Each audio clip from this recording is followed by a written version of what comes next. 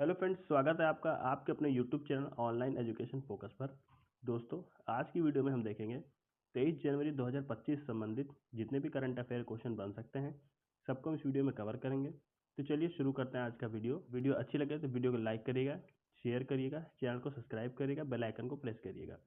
देखिए, first question है, हाल ही में CII ने वित्तीय वर्ष 2025-26 में भारत की GDP वृद्धि का क्या अनुमान लगाया है?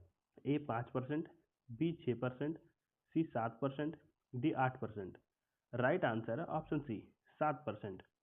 देखिए, भारतीय उद्योग परिसंघ CII मतलब कॉन्फेडरेशन ऑफ इंडियन इंडस्ट्रीज ने वित्तीय वर्ष 25-26 में भारत की सकल घरेलू उत्पाद जीडीपी यानी ग्रॉस डोमेस्टिक प्रोडक्ट में 7% की वृद्धि का अनुमान लगाया है, जो निजी निवेश और रोजगार सृजन में वृद्धि से प्रेरित है। देखिए, अगला प्रश्न है, हाल ही में मैनचेस्टर यूनाइटेड और स्कॉटलैंड के दिग्गज डेनिस लॉ का निधन हो गया। वह किस क्षेत्र से संबंधित थे? ए संगीत, बी राजनीति, सी फिल्म निर्माता, डी खेल। राइट आंसर है ऑप्शन डी खेल। देखिए, डेनिस लॉ स्कॉटलैंड के प्रतिष्ठित फुटबॉलर और अपनी अद्भुत गोल स्कोरिंग क्षमताओं और करिश्माई उपस्थिति के लिए प्रसिद्ध थे। का 17 जनवरी 2025 को 84 वर्ष की आयु में निधन हो गया। प्यार से द किंग और द लॉमैन कहे जाने वाले लॉ ने मैनचेस्टर यूनाइटेड और स्कॉटलैंड राष्ट्रीय टीम दोनों पर अमिट छाप छोड़ी। अगला प्रश्न है, हाल ही में समान नागरिक संहिता यूसीसी को लागू करने की मंजूरी देने वाला भारत का पहला राज्य कौन सा है? A Uttar Pradesh, B Uttarakhand, C Gujarat, D Maharashtra. Right answer है ऑप्शन बी उत्तराखंड। देखिए, उत्तराखंड भारत का पहला राज्य बनने जा रहा है जो समान नागरिक संहिता यूसीसी यानी यूनिफॉर्म सिविल कोड को लागू करेगा, क्योंकि राज्य सरकार ने यूसीसी नियम पुस्तिका को मंजूरी दे दी है। मुख्यमंत्री पुष्कर सिंह धामी की अध्यक्षता में राज्य मंत्रिमंडल ने इस पुस्तिका को मंजूरी दे दी और पंजीकरण सेवाओं, लिव इन संबंधों की सुविधा और तत्काल सेवाओं से संबंधित महत्वपूर्ण प्रावधानों पर निर्णय लिया। इसके अलावा राज्य सरकार इन सेवाओं तक प्रभावी और व्यापक पहुंच सुनिश्चित करने के लिए उन्नत डिजिटल प्लेटफॉर्मों को लागू कर रही है। अगला प्रश्न है, हाल ही में किसने दिल्ली उच्च न्यायालय के मुख्य न्यायाधीश के रूप में शपथ ली? ए न्यायमूर्ति प्रशांत कुमार मिश्रा, बी न्यायमूर्ति संजय करोल, सी न्यायमूर्ति देवेंद्र कुमार उपाध्याय, डी न्यायमूर्ति दीपक मिश्रा। राइट आंसर है ऑप्शन सी न्यायमूर्ति देवेंद्र कुमार उपाध्याय। देखिए, न्यायमूर्ति देवेंद्र कुमार उपाध्याय ने दिल्ली उच्च न्यायालय के मुख्य न्यायाधीश के रूप में शपथ ग्रहण की। यह शपथ दिल्ली के उपराज्यपाल वीके सक्सेना ने राजनिवास में आयोजित एक औपचारिक समारोह में दिलाई। इस अवसर पर दिल्ली के मुख्यमंत्री अतिशी और दिल्ली उच्च न्यायालय के अन्य न्यायाधीशों सहित कई गणमान्य व्यक्ति उपस्थित थे। न्यायमूर्ति उपाध्याय के विशिष्ट न्यायिक करियर में यह क्षण उनकी न्यायिक नेतृत्व क्षमता और योगदान को रेखांकित करता है। अगला प्रश्न है, हाल ही में किसने बॉम्बे उच्च न्यायालय के मुख्य न्यायाधीश के रूप में शपथ ली? ए न्यायमूर्ति देवेंद्र कुमार उपाध्याय, बी न्यायमूर्ति आलोक आराधे, सी न्यायमूर्ति संजय करोल, डी न्यायमूर्ति Prashant Kumar Mishra. Right answer option B न्यायमूर्ति आलोक आराधे। देखिए, केंद्र सरकार ने एक अधिसूचना जारी कर न्यायमूर्ति आलोक आराधे को बॉम्बे उच्च न्यायालय के मुख्य न्यायाधीश और न्यायमूर्ति देवेंद्र कुमार उपाध्याय को दिल्ली उच्च न्यायालय के मुख्य न्यायाधीश के रूप में नियुक्ति की पुष्टि की। ये स्थानांतरण भारत के सबसे व्यस्त उच्च न्यायालयों में न्यायिक नेतृत्व को सुदृढ़ करने के उद्देश्य से किए गए हैं।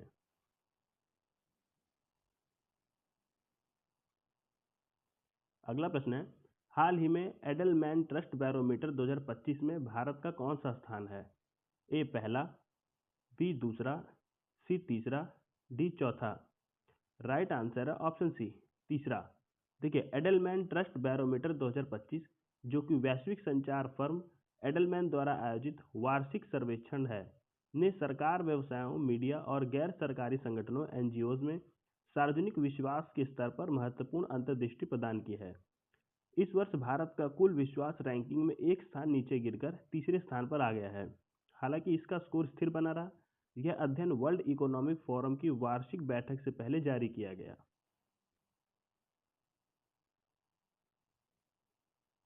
अगला प्रश्न है, हाल ही में किस देश ने पेरिस जलवायु समझौते से बाहर होने की घोषणा की? ए चीन, बी रूस, C America, D France. Right answer है ऑप्शन सी अमेरिका। देखिए 20 जनवरी 2025 को अमेरिकी राष्ट्रपति डोनाल्ड ट्रंप ने पेरिस जलवायु समझौते से अमेरिका की दूसरी वापसी की घोषणा की, जिससे घरेलू और अंतर्राष्ट्रीय जलवायु नीतियों पर महत्वपूर्ण प्रभाव पड़ा है।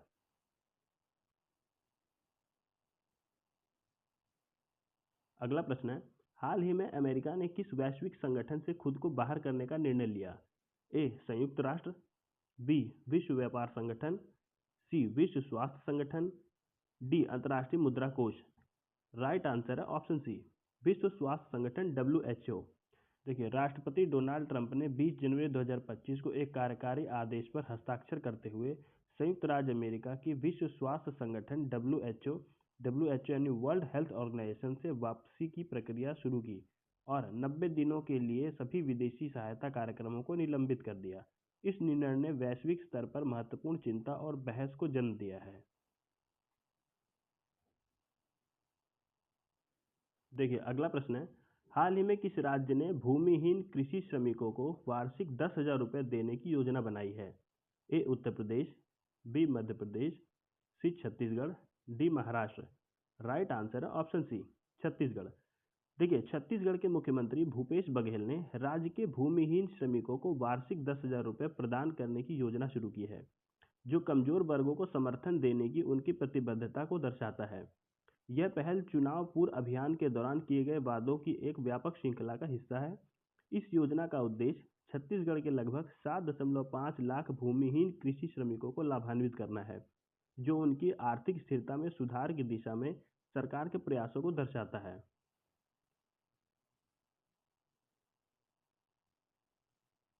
अगला प्रश्न है, हाल ही में भारत ने 2036 ओलंपिक की मेजबानी के लिए किस राज्य में पहला ओलंपिक अनुसंधान सम्मेलन आयोजित किया?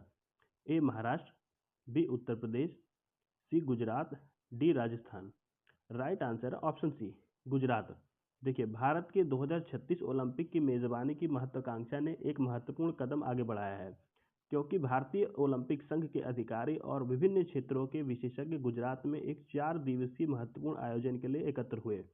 युवा मामले और खेल मंत्रालय के सहयोग से आयोजित इस बैठक का उद्देश्य भारत को इस प्रतिष्ठित वैश्विक आयोजन की मेजबानी के लिए एक मजबूत दावेदार के रूप में प्रस्तुत करने के लिए टिकाऊ खेल अवसंरचना के निर्माण के लिए रणनीतियां और नवीन आर्थिक मॉडल विकसित करना है।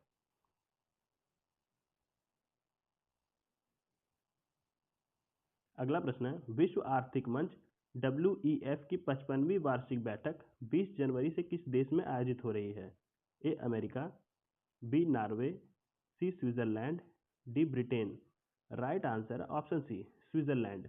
देखिए विश्व आर्थिक मंच WEF का फुल फॉर्म है वर्ल्ड इकोनॉमिक फोरम की 55वीं वार्षिक बैठक स्विट्जरलैंड के दावोस में हो रही है, जहां वैश्विक आर्थिक और नीति से जुड़े मुद्दों पर चर्चा की जाती है।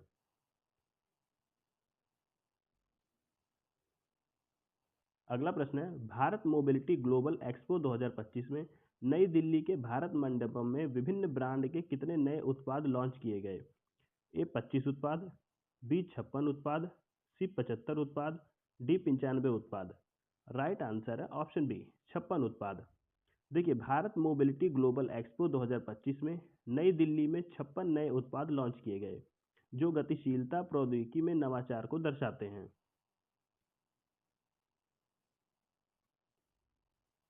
अगला प्रश्न है, किस राज्य के मूसी नदी ऐतिहासिक इमारतों को विश्व स्मारक कोष WMF द्वारा 2025 विश्व स्मारक वॉच में शामिल किया गया है? A Kerala, B Andhra Pradesh, C Telangana, D Tamil Nadu. Right answer है ऑप्शन सी तेलंगाना। देखिए तेलंगाना में मूसी नदी के ऐतिहासिक भवनों को उनकी सांस्कृतिक और वास्तुकला महत्व के कारण 2025 विश्व स्मारक वॉच में शामिल किया गया है। देखिए अगला प्रश्न है, हाल ही में भारतीय अंतरिक्ष अनुसंधान संगठन इसरो ने अंतरिक्ष में किस प्रकार के पौधे के बीजों का सफलतापूर्वक अंकुरण किया है? ए गेहूं, बी काली मटर, सी सोयाबीन, डी चावल। राइट आंसर है ऑप्शन बी काली मटर। देखिए भारतीय अंतरिक्ष अनुसंधान संगठन इसरो, इसरो का फुल फॉर्म होता है इंडियन स्पेस रिसर्च ऑर्गेनाइजेशन, ने अपने compact research module for orbital plant studies पर ब्लैक आइड मटर लोबिया के बीजों को सफलतापूर्वक अंकुरित करके अंतरिक्ष कृषि में एक महत्वपूर्ण उपलब्धि हासिल की है। यह सफलता लंबी अवधि के अंतरिक्ष मिशनों के लिए टिकाऊ खाद्य स्रोतों की खेती की क्षमता को रेखांकित करती है, जो अंतरिक्ष में लंबी अवधि के दौरान अंतरिक्ष यात्रियों की पोषण संबंधी और मनोवैज्ञानिक जरूरतों को पूरा करने के लिए आवश्यक है। अगला प्रश्न है, हाल ही में fast track immigration trusted traveller programme का शुभारंभ किसने किया? A Rajnath Singh, B Narendra Modi, C Amit Shah, D Nirmala Sitharaman. Right answer है ऑप्शन सी, अमित शाह। देखिए, इस कार्यक्रम का उद्देश्य प्रमुख हवाई अड्डों पर आव्रजन प्रक्रिया को तेज और सरल बनाना है। यह कार्यक्रम यात्रियों के लिए कुशल और सुगम अनुभव प्रदान करता है, जिसमें वीज़ा और पासपोर्ट जांच प्रक्रिया को डिजिटल और तेज बनाया गया है। तो फ्रेंड्स, यहाँ पे हमारे सभी क्वेश्चन समाप्त होते हैं।